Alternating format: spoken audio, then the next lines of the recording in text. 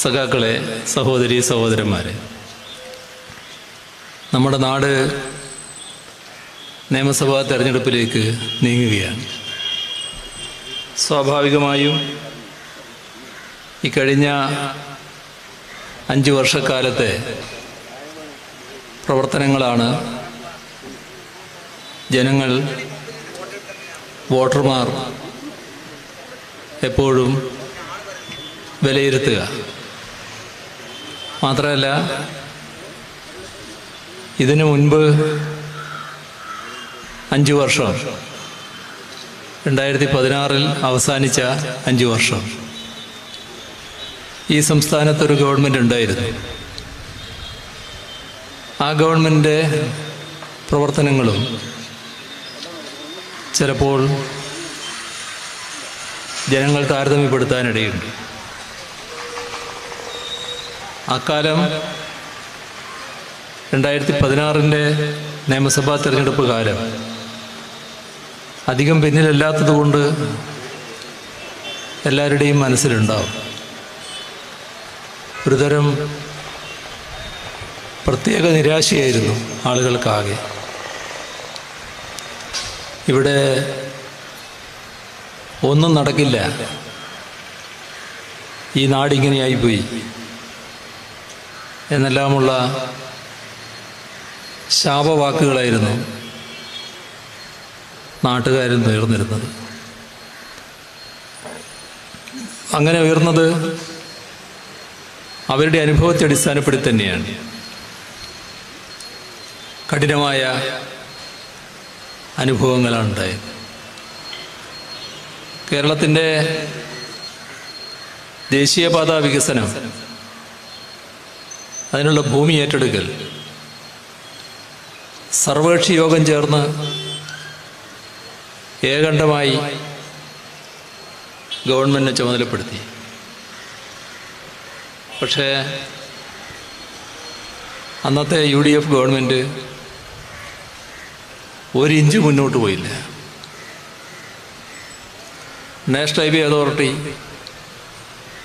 കേരളത്തിൽ ഇതൊന്നും നടക്കില്ല എന്ന് പറഞ്ഞ് ഉപേക്ഷിക്കുന്നതിനെ നമ്മുടെ വർഷങ്ങൾക്ക് മുൻപ് ആലോചന തുടങ്ങിയ ഒന്നാണ് ഗെയിൽ പൈപ്പ് ലൈനിൻ്റെ പ്രശ്നം. അതിനോടൊപ്പം ആലോചന തുടങ്ങിയവരൊക്കെ അത് യാഥാർത്ഥ്യമാക്കി ഗ്യാസ് ഉപയോഗിക്കൽ ദശാബ്ദങ്ങളായിട്ട് നടക്കുകയാണ്. നമ്മളിവിടെ തന്നെ അതും 1 ഇഞ്ച് മുന്നോട്ട് പോകുന്നില്ല. ഗെയിലുകാർ ഇവിടെയൊന്നും നടക്കില്ല എന്ന് പറഞ്ഞ് ഇട്ടേച്ചു പോയി. കൂടംകുളത്ത് നിന്ന് നമുക്ക് വൈദ്യുതി കൊണ്ടുവരേണ്ടതുണ്ട്. അതിനൊരു പുതിയ പവർ ഹൈവേ വേണം. അപ്പം അതായിരുന്നു എടമൺ കൊച്ചി പവർ ഹൈവേ. ഇപ്പോൾ നാഷണൽ പവർ ഗ്രിഡ് കോർപ്പറേഷനാണ് അതിൻ്റെ എടുക്കാൻ തീരുമാനിച്ചു. പക്ഷേ ഒരു ഘട്ടം എത്തിയപ്പോൾ വലിയ തടസ്സം വന്നു. പിന്നെ മുന്നോട്ട് പോകുന്നില്ല. അവർ പണിയിട്ടേച്ചു പോയി. ഈ പട്ടിക അങ്ങനെ നീളുകയാണ്. 2016 LDF അധികാരത്തിൽ വന്നു. കുറേ കഴിയുമ്പോഴേക്ക് തന്നെ ഈ നിരാശ ഒരു പ്രത്യാശയായി മാറി. ഇവിടെ ഒന്നും നടക്കില്ല എന്ന് കരുതിയ സ്ഥാനത്ത് ഇവിടെ പലതും നടക്കും എന്ന് ജനങ്ങൾ ഉറപ്പായി വിശ്വസിക്കുന്ന അവസ്ഥ വന്നു. LDF സർക്കാർ വേറൊന്നും ചെയ്തില്ല. ഈ ഓരോ പദ്ധതിയുടെയും ആവശ്യകത നാടിന് മുന്നിൽ വെച്ചു. ഇപ്പോൾ ദേശീയപാത വികസനം നമ്മുടെ നാടിൻ്റെ മൊത്തം വികസനത്തിന് ഒഴിച്ചുകൂടാത്തതാണ്. ഭൂമി കൊടുക്കേണ്ടി വരുന്നവർക്ക് അതിൻ്റേതായ പ്രയാസങ്ങളുണ്ടാകും. പക്ഷെ ആ പ്രയാസം വെച്ച് ഇത് ഒഴിവാക്കാൻ കഴിയില്ല. പ്രയാസം അനുഭവിക്കുന്നവരുടെ വിഷമം മനസ്സിലാക്കി അതിനുതകുന്ന നഷ്ടപരിഹാരവും പുനരധിവാസവും ഉറപ്പുവരുത്തുക. ഇതാണ് എല്ലാ കാര്യങ്ങളിലും സ്വീകരിച്ച നില. നാടിൻ്റെ വികസനം എന്ന് വന്നപ്പോൾ എല്ലാവരും അതുമായി സഹകരിച്ചു. ഇപ്പോൾ തലപ്പാടി മുതൽ ഇങ്ങോട്ട് നാഷണൽ ഹൈവേയുടെ ഓരോ റീച്ചും ടെൻഡർ ചെയ്ത് പോവുകയാണ്. നേരത്തെ തന്നെ ഗെയിൽ പൈപ്പ് ലൈൻ പൂർത്തിയായി. മംഗലാപുരത്ത് വാതകമെത്തി. മംഗലാപുരത്ത് വാതകമെത്തൽ മാത്രമല്ല ഇതിൻ്റെ പ്രത്യേകത. നമ്മുടെ നാട്ടിലെ ഒട്ടേറെ വ്യവസായങ്ങൾക്ക് ഈ വാതകം ഇന്ധനമായി മാറും. അതോടൊപ്പം ഓട്ടോറിക്ഷകളടക്കം വാഹനങ്ങൾക്ക് ഇത് ഇന്ധനമായി മാറും. നമ്മുടെ അടുക്കളയിൽ സിറ്റി ഗ്യാസ് പദ്ധതി നടപ്പാക്കുന്നിടങ്ങളിലൊക്കെ പൈപ്പ് വഴി ഈ ഗ്യാസ് എത്തും. അതോടെ സിലിണ്ടർ വേണ്ടെന്ന് വരും. ഇതിന് വിലക്കുറവുണ്ട്. അപ്പോൾ നാട്ടുകാർക്ക് എല്ലാ തരത്തിലും ഉപകാരപ്രദമായി മാറാൻ പോകുന്നു. ഇത്തരമൊരു പദ്ധതിയാണ് നേരത്തെ വേണ്ടെന്ന് വെച്ചത്. നമ്മുടെ പവർ ഗ്രിഡ് കോർപ്പറേഷൻ പിന്നീട് വന്നു. അവരിപ്പോൾ പ്രവർത്തനം പൂർത്തീകരിച്ചു. അതിൻ്റെ കഥകളിലേക്കൊന്നും ഞാൻ പോകുന്നില്ല. ഏതായാലും പ്രവർത്തനം പൂർത്തീകരിച്ച് ഇപ്പോൾ വൈദ്യുതി ആ ലൈനിലൂടെ പ്രവഹിച്ചുകൊണ്ടിരിക്കുകയാണ്. ഇതാണ് നാടിൻ്റെ അനുഭവം. ഇതിൻ്റെ കൂടെ ഒരു ഭാഗത്ത് തീരദേശ ഹൈവേ വരികയാണ്. തീരദേശ ഹൈവേയോടൊപ്പം തന്നെ ഒരു സൈക്കിൾ ട്രാക്ക് തീരും. സൈക്കിൾ ട്രാക്ക് കേരളത്തിൽ ധാരാളം ടൂറിസ്റ്റുകൾ വരുന്നതാണല്ലോ. ആ ടൂറിസ്റ്റുകൾക്ക് വലിയ ഹരമാണ് ഈ നമ്മുടെ പ്രകൃതി രമണീയം നിറഞ്ഞ കടലോരത്തൂടെ സൈക്കിളിൽ സഞ്ചരിക്കൽ. അതിൻ്റെ പണി നടന്നുകൊണ്ടിരിക്കുന്നു. മലയോര ഹൈവേ ചില റീച്ചുകൾ പൂർത്തിയായി, ഉദ്ഘാടനം നടന്നു. അതിൻ്റെ പണിയും നടക്കുന്നു. ഇത് രണ്ടിനും വേണ്ട പണം കിഫ്ബി വഴിയാണ് കണ്ടെത്തിയത്. ദേശീയ പാതക്ക് വേണ്ട ഭൂമി എടുക്കാനുള്ള 20% സർക്കാർ കൊടുക്കണം. അതും കിഫ്ബിയിലൂടെയാണ് നൽകിയത്. ഇതിൻ്റെ കൂടെയാണ് നമ്മുടെ ദേശീയ ജലപാത. അതിപ്പോൾ കോഴിക്കോടിന് ഇപ്പുറത്ത് കുറേ സ്ഥലത്ത് പുതിയ പാത വെട്ടേണ്ടതുണ്ട് എന്നുള്ളതുകൊണ്ട് ഈ ഘട്ടത്തിൽ ബേക്കലെത്തുന്നില്ല. പക്ഷേ ചാവക്കാട് വരെ എത്തിക്കഴിഞ്ഞു. അതിന് തടസ്സമില്ല. വലിയ മാറ്റം ടൂറിസ്റ്റ് രംഗത്ത് ഉണ്ടാക്കുന്നതാണ്. നമ്മൾ ഇത്തരത്തിലുള്ള മാറ്റങ്ങൾ മാത്രമല്ല ഉദ്ദേശിച്ചത്.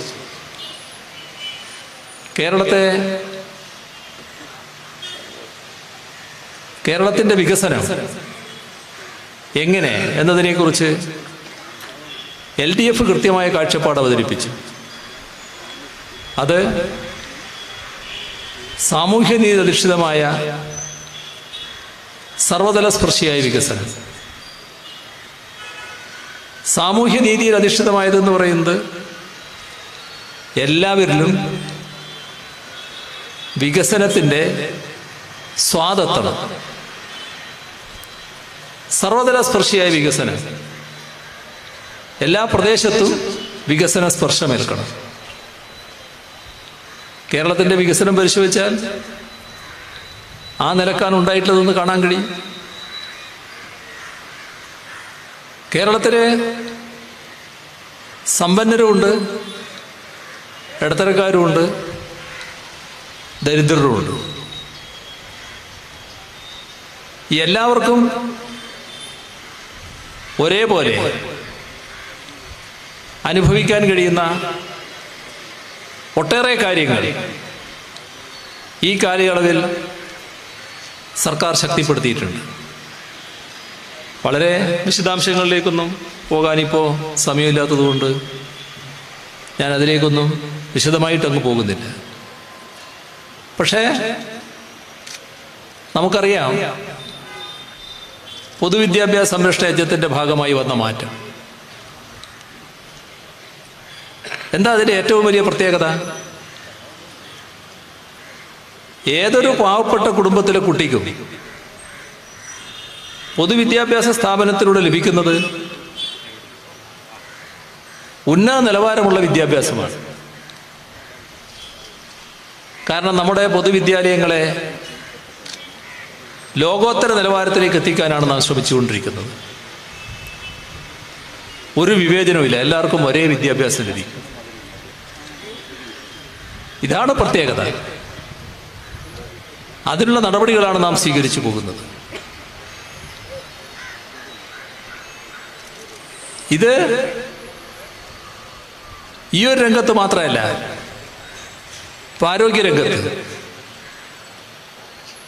ആരോഗ്യരംഗത്ത് വലിയ മാറ്റമല്ലേ വന്നത്? കോവിഡ് അല്ലേ അതിൻ്റെ സാക്ഷി.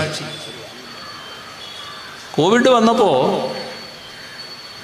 ലോകത്തിലെ വികസിത രാഷ്ട്രങ്ങൾ പോലും വിറങ്ങലിച്ച് വീണുപോയി. നമുക്കൊരു പതർച്ചയുണ്ടായില്ലല്ലോ. നാടൊരുമയോടെ അതിനെ നേരിട്ടു. നമ്മുടെ ആരോഗ്യരംഗം അത്ര സജ്ജമായിരുന്നു. നമ്മുടെ കുടുംബാരോഗ്യ കേന്ദ്രങ്ങൾ, മേലോട്ടെടുത്താൽ താലൂക്ക് ആശുപത്രികൾ, മെഡിക്കൽ കോളേജ് ആശുപത്രികൾ വരെ എല്ലാം വലിയ തോതിൽ സജ്ജമായിരിക്കുകയല്ലേ. എന്തൊരു മാറ്റമാണ് ഇവിടങ്ങളിലെല്ലാം ഉണ്ടായിട്ടുള്ളത്. ആർദ്രം മിഷനിലൂടെ വന്ന മാറ്റം. അതുകൊണ്ടല്ലേ നമുക്ക് കോവിഡിനെ ഈ രീതിയിൽ തടുത്തു നിർത്താൻ കഴിഞ്ഞത്. കോവിഡിന്റെ കാര്യത്തിൽ രണ്ട് കാര്യം നാം ശ്രദ്ധിക്കണം. നമ്മുടെ നാടിന്റെ ഒരുമ പ്രധാനപ്പെട്ട ഘടകം തന്നെയാണ്. ഒന്ന്, കേരളത്തില് കോവിഡ് ബാധിക്കാത്തവരുടെ എണ്ണമാണ് കൂടുതൽ. എന്നാൽ മറ്റു പല സംസ്ഥാനങ്ങളിലും കോവിഡ് ബാധിച്ചവരുടെ എണ്ണമാണ് കൂടുതൽ. മറ്റൊരു പ്രത്യേകത ലോകം തന്നെ ശ്രദ്ധിക്കുന്നതാണ്. ഏറ്റവും കുറവ് കോവിഡ് മരണം ഈ കേരളത്തിലാണ് സംഭവിച്ചത്. ലോകം തന്നെ കേരളത്തെ പ്രത്യേകമായി ശ്രദ്ധിക്കുകയാണ്. അപ്പം നമ്മുടെ ആരോഗ്യരംഗത്തിൻ്റെ മികവല്ലേ കാരണം. ആ മികവ് ആർദ്രം മിഷനിലൂടെ നാം നേടിയതാണ്. കാലാനുസൃതമായി ആരോഗ്യരംഗം മെച്ചപ്പെടുത്താൻ വേണ്ടിയുള്ള നടപടി സ്വീകരിച്ചപ്പോൾ ഈ മഹാമാരി അടക്കം തടുത്തു നിർത്താൻ ഫലപ്രദമായി നമുക്ക് കഴിഞ്ഞു എന്നതാണ് വസ്തുത. ഇപ്പം നമ്മുടെ നാടിങ്ങനെ വികസിച്ചു പോകുമ്പോൾ നമ്മുടെ നാട്ടിൽ നമ്മുടെ കൂടെ തന്നെ ഒരു കൂട്ടം ഹതഭാഗ്യം. അവർക്ക് വീടില്ല, സ്വന്തമായി കിടപ്പാടം സ്വപ്നം കാണുന്നവർ. ഒരു കൂരിയെങ്കിലും മതി സ്വന്തമായിട്ട്. പക്ഷെ അതവർക്കില്ല. ഇല്ലെന്ന് മാത്രമല്ല, അവരാ സ്വപ്നത്തോടെ മണ്ണടിഞ്ഞു പോകുന്നു. ലക്ഷക്കണക്കിന് ആളുകൾ. LDF സർക്കാർ തീരുമാനിച്ചു ഇതിനൊരു പരിഹാരം വേണം. ഈ പാവപ്പെട്ട ലക്ഷക്കണക്കിന് ആളുകൾക്ക് സ്വന്തം വീട്, അതിന് വിവിധ പദ്ധതികൾ ഏകോപിപ്പിച്ചു. എന്തായി? Life mission. 2.5 ലക്ഷത്തിലധികം വീട് ഇപ്പോ യാഥാർത്ഥ്യമായി അവരവിടെ താമസിക്കുന്നു. ആ കുടുംബങ്ങൾ 1.5 ലക്ഷത്തോളം പണി തുറന്നു നടക്കുന്നു. ഞങ്ങൾ ലൈഫ് മിഷനിൽ പെട്ടില്ല, ഞങ്ങൾ അർഹതയുള്ളവരാണ്, ഞങ്ങൾക്കും അവസരം തരണം എന്ന് പറഞ്ഞ് കുറേ ആളുകൾ വന്നു. അവരോട് അപേക്ഷിക്കാൻ പറഞ്ഞു. ആ അപേക്ഷ പരിശോധിച്ചുകൊണ്ടിരിക്കുന്നു. അർഹതയുള്ള അവരെയും ഉൾപ്പെടുത്തും. ഇത് LDFന്റെ സമീപനം, യാഥാർത്ഥ്യമായ സമീപനം, യാഥാർത്ഥ്യമാക്കാൻ പോകുന്ന സമീപനം. എന്താണ് UDF സ്വീകരിച്ച നില? അതിന്റെ മറ്റേ വശമൊക്കെ ഞാൻ വിട്ടുകളിയാണ്. അതിനെതിരെ പറഞ്ഞ കാര്യങ്ങൾ, ആക്ഷേപങ്ങൾ, അതൊന്നും നാട്ടിലിവിടെ ഏശാത്ത കാര്യമായതുകൊണ്ട് അതിനെക്കുറിച്ചൊന്നും പറഞ്ഞ് സമയം കളയേണ്ടതായിട്ടില്ല. പക്ഷെ അവരൊരു കാര്യം പറഞ്ഞു. അവർ പറഞ്ഞു, ഞങ്ങൾ അധികാരത്തിലേറിയാൽ ഈ ലൈഫ് മിഷൻ പിരിച്ചുവിടും. എന്തൊരു ക്രൂരതയാണെന്ന് നോക്കണം. ഈ പാവങ്ങൾ എന്ത് പിഴച്ചു? അവർക്ക് സ്വന്തമായി വീട് വേണ്ടി. നമ്മുടെ നാട്ടിൽ അവരൊഴികെ മറ്റെല്ലാവരും സ്വന്തമായി വീട്ടിൽ കഴിയാണല്ലോ. നാട് വികസിച്ചു വരുമ്പോ അവരെയും ചേർത്ത് പിടിക്കണ്ടേ? ആ പാവങ്ങളെ കൈയൊഴിയാൻ പാടുണ്ടോ? LDF നേരത്തെ വ്യക്തമാക്കിയതാണ്. ഇപ്പൊ ഉള്ളത് മാത്രമല്ല, നൽകിയിട്ടുള്ള അപേക്ഷയിലുള്ള അർഹതപ്പെട്ട ആളുകൾക്ക് കൂടി വീട് നൽകുന്ന സമീപനമാണ് LDF സ്വീകരിക്കുക എന്നതാണ് ആവർത്തിച്ച് വ്യക്തമാക്കാനുള്ളത്. എങ്ങനെ ഇങ്ങനെയൊരു ക്രൂര മനസ്ഥിതി കൊണ്ടു നടക്കാൻ കഴിയും? നിങ്ങൾ ഒരു കാര്യം ശ്രദ്ധിച്ചിട്ടുണ്ടാവും. നമ്മുടെ സംസ്ഥാനത്ത് വിവിധ മേഖലകളിൽ പ്രതിപക്ഷത്തിന്റെ സഹകരണം തേടാനുള്ള ശ്രമം ഗവൺമെന്റ് നടത്തിയിരുന്നു. ആദ്യഘട്ടമായ നോട്ട് നിരോധനത്തിന്റെ സമയമാണ്. പക്ഷേ സഹകരിച്ചില്ല.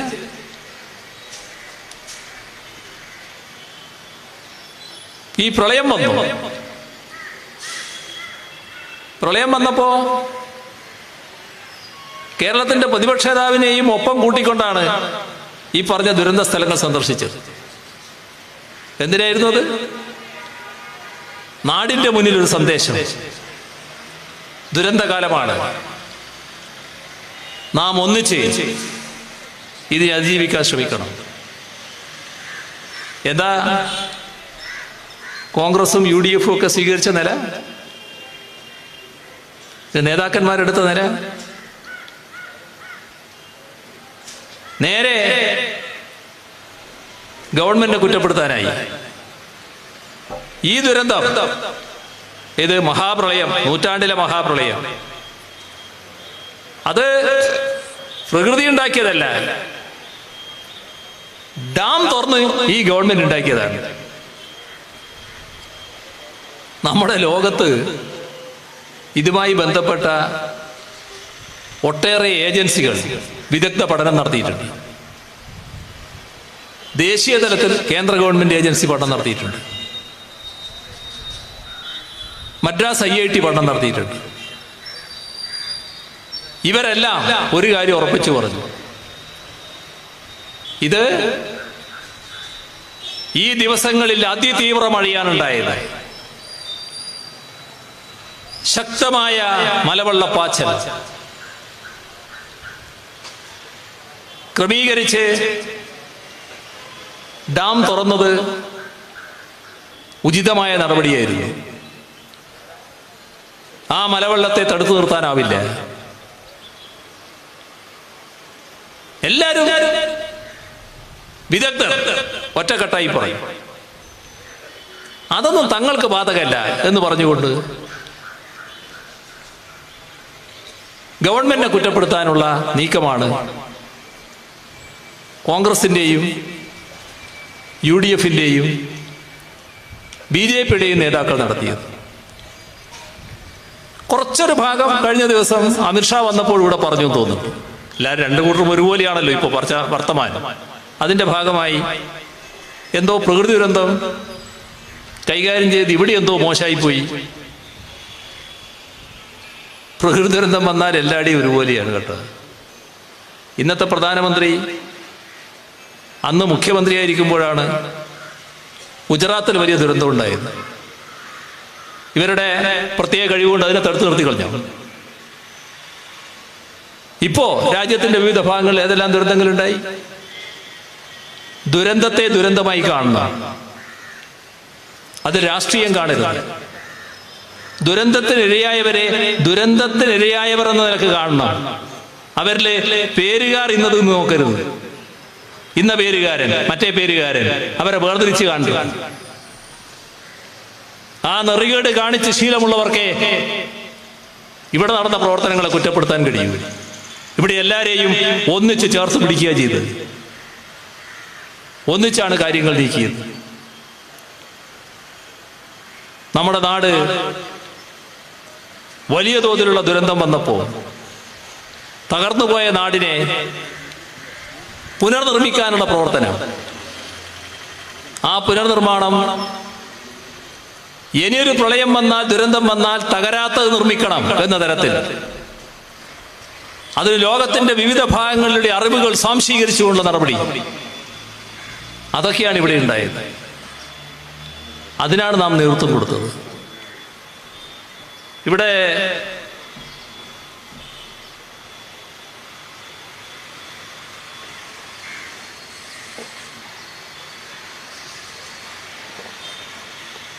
ഇതുപോലെയല്ലാത്തൊരു കാര്യം, നമ്മുടെ രാജ്യത്ത് ഭരണം നടത്തുന്നവര് ഈ ജനങ്ങളെ പ്രത്യേകം അറകളിലാക്കാൻ താല്പര്യമുള്ളവരാണല്ലോ. ഭിന്നിപ്പിച്ച് നിർത്തുക എന്നുള്ളതാണ് അവർക്ക് താല്പര്യം. അതിന്റെ ഭാഗമായി പൗരത്വ ഭേദഗതി നിയമം കൊണ്ടുവന്നു. ആ നിയമം വന്നപ്പോ ആദ്യഘട്ടത്തിൽ തന്നെ LDF നിലപാട് വ്യക്തമാക്കി, LDF സർക്കാരും നിലപാട് വ്യക്തമാക്കി. പൗരത്വ ഭേദഗതി നിയമം കേരളത്തിൽ നടപ്പാക്കില്ല എന്നതായിരുന്നു LDF സർക്കാർ സ്വീകരിച്ച നിലപാട്. ഈ ഭേദഗതി നിയമത്തിനെതിരെ ശക്തമായ പ്രതിഷേധമുയരണം എന്ന് സർക്കാർ കണ്ടു. പ്രതിഷേധം സർക്കാർ തന്നെ മുൻകൈ എടുക്കുന്നു, സർക്കാർ തന്നെ രംഗത്തിറങ്ങുന്നു. പക്ഷേ നാം ഒന്നായി വേണം. കേരളത്തിന്റെ വികാരം ഒന്നിച്ചു കാണിക്കണം, പ്രതിഷേധം ഒന്നിച്ചു കാണിക്കണം. അതിനുവേണ്ടി പ്രതിപക്ഷത്തോട് അഭ്യർത്ഥിച്ചു, നമുക്കൊന്നിച്ച് പ്രതിഷേധിക്കാം. ഇവിടെ ഒരു KPCC അവർ യോഗം ചേർന്ന് തീരുമാനിച്ചു. എന്താ തീരുമാനം? ഇതിൽ സഹകരിക്കാൻ പാടില്ല. എന്താ അങ്ങനെയൊരു നിലപാടിനർത്ഥം?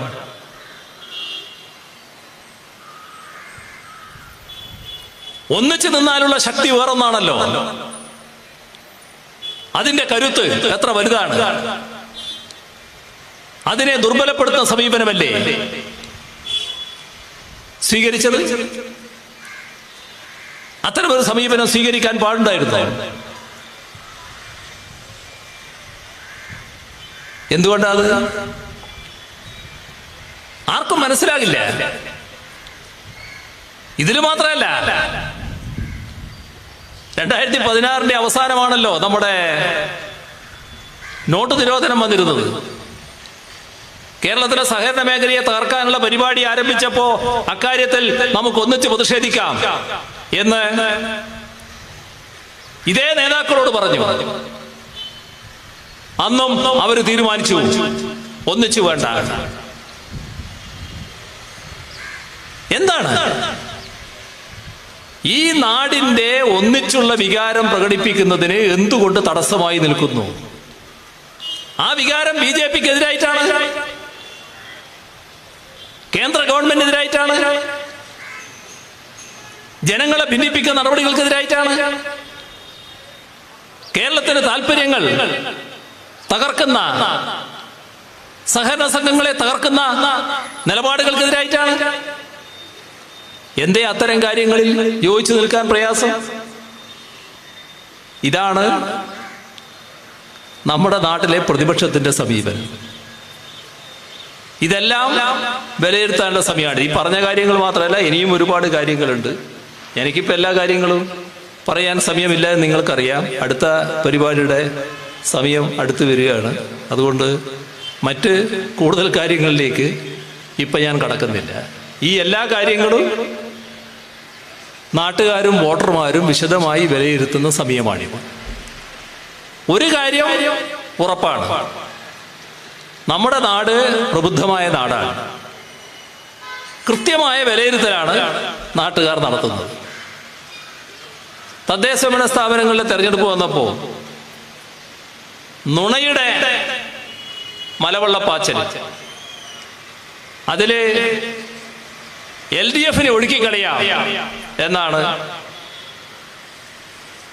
ഈ നുണ പ്രചാരകർ ധരിച്ചത്. അപ്പോ നാട്ടിലെ ജനങ്ങൾ ഒറ്റക്കെട്ടായി അവരുടെ കരങ്ങൾ ചേർത്തുകൊണ്ട് LDFനെ പിടിച്ചു. ഈ മലവെള്ളപ്പാച്ചലിൽ ഈ LDFനെ വിട്ടുതരാൻ ഞങ്ങളില്ല എന്നവര് കൃത്യമായി പറഞ്ഞു. അതാണ് നാടിന്റെ അനുഭവം, കൃത്യമായ വിലയിരുത്തൽ. പക്ഷെ അനുഭവത്തിൽ നിന്ന് പാഠം പഠിക്കാത്തവരാണ് ഇവർ. വീണ്ടും അതേ മാർഗം സ്വീകരിക്കാൻ പോവുകയാണ്. എല്ലാവരും ഒന്നിച്ചിട്ട്, കേന്ദ്ര ഏജൻസി ഉണ്ട്, കേന്ദ്ര ഗവൺമെന്റ് ഉണ്ട്, UDFും കോൺഗ്രസും BJPയും എല്ലാം ഒന്നിച്ചുണ്ട്. എല്ലാവരും കൂടി അങ്ങ് നുണയുടെ കെട്ടടിച്ചു വിടാനാണ് പോകുന്നത്. ഒരു കാര്യമേ നാം ചെയ്യേണ്ടതായിട്ടുള്ളൂ, എന്താണ് നേര്, എന്താണ് ഈ നുണയുടെ യഥാർത്ഥ സ്ഥിതി എന്നത് ആളുകളെ അറിയിക്കണം. ഇവിടെ നേരത്തെ പറഞ്ഞതുപോലെ ഇന്ന് ഇടതുപക്ഷ ജനാധിപത്യ മുന്നണിക്ക് വേണ്ടി ഈ മണ്ഡലത്തിൽ ഇത്തവണയും ഞാൻ മത്സരിക്കണമെന്നാണ് CPIM തീരുമാനിച്ച് പ്രഖ്യാപിച്ചിട്ടുള്ളത്. കഴിഞ്ഞ 5 വർഷം നിങ്ങളുടെ പ്രതിനിധിയായാണ് ഞാൻ നിയമസഭയിലുണ്ടായത്. നിങ്ങൾക്ക് പേരുദോഷം വരുത്തുന്ന ഒന്നും ഞങ്ങളുടെ ഭാഗത്ത് ഉണ്ടായിട്ടില്ല എന്നതാണ് ഞങ്ങളുടെ ഉറച്ച വിശ്വാസം. ഇനിയും ആ രീതിയിൽ തന്നെ മുന്നോട്ട് പോകാൻ നമുക്ക് കഴിയണം. നാടിൻ്റെ, പ്രത്യേകിച്ച് പാവപ്പെട്ടവരുടെ പ്രശ്നങ്ങൾ കാണാനും പരിഹരിക്കാനും എല്ലാ ഘട്ടത്തിലും LDF സർക്കാരിന് മുൻകൈ എടുക്കാൻ കഴിഞ്ഞിട്ടുണ്ട്. ഒരു പരിമിതി നിങ്ങൾക്കറിയാം. ഒരു സ്ഥാനാർത്ഥി എന്ന നിലക്ക് തുറന്നുള്ള ദിവസങ്ങളിലാകെ ഇവിടെ ഉണ്ടാകുന്നതിന് വിഷമമുണ്ടാവും. ഈ ആദ്യത്തെ കുറച്ച് ദിവസമുണ്ട്, പിന്നീട് മറ്റ് ജില്ലകളിൽ പ്രചരണത്തിനായിട്ട് പോകേണ്ടതായിട്ട് വരും. ഇനി അവസാന ദിവസങ്ങളിലെ നമുക്ക് കാണാനാകും. അതുവരെ എല്ലാ കാര്യങ്ങളും ഭംഗിയായി നിങ്ങൾ തന്നെ നിർവഹിക്കുക എന്ന് അഭ്യർത്ഥിച്ചുകൊണ്ട് വാർത്തകൾ സുതാര്യമായും സുവ്യക്തമായും അറിയാൻ നാഷണൽ ന്യൂസ് ചാനൽ ഇനിയും സബ്സ്ക്രൈബ് ചെയ്തില്ലെങ്കിൽ എത്രയും പെട്ടെന്ന് തന്നെ സബ്സ്ക്രൈബ് ചെയ്യുക. ഒപ്പം കാണുന്ന ബെല്ലൈക്കണും ക്ലിക്ക് ചെയ്യാൻ മറക്കല്ലേ.